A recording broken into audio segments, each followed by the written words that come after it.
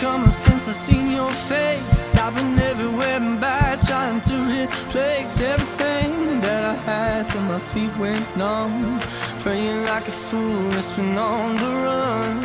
Heart still The campaign came about through Irving Azoff, who, for a brief moment in time, was one of our managers, and he still have a pretty healthy relationship with him, and he contacted us the last minute, said we have this gigantic campaign happening in the fall of 2012 with Save the Children, and the song that we have for it at the moment, I'm quoting him, the song we have at the moment is a piece of shit.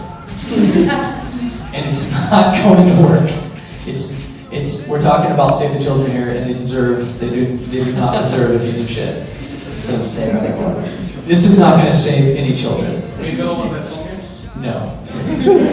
The song, well, it doesn't exist, you know what I mean? It was bad enough that it never came out. I will not say who wrote it or who did it. It actually did come out.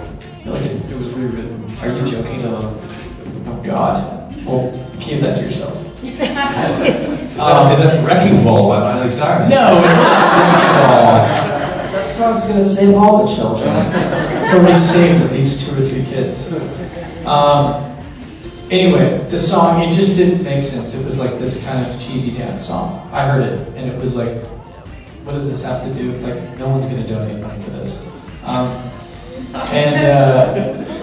Just being honest.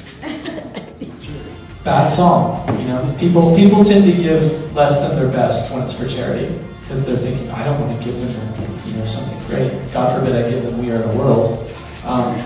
So we had a song that was, I'll condense this. We had a song that was started, it was very short, that Brent and I had been kind of quietly in love with for months and months and months. I kept saying, God, this song, the sound of this is the direction I want to go with this band. There's something about this. And Save the Children charity came up, and I kind of looked at that song and looked at the charity and the timing and everything, and I thought, well, we don't have an album.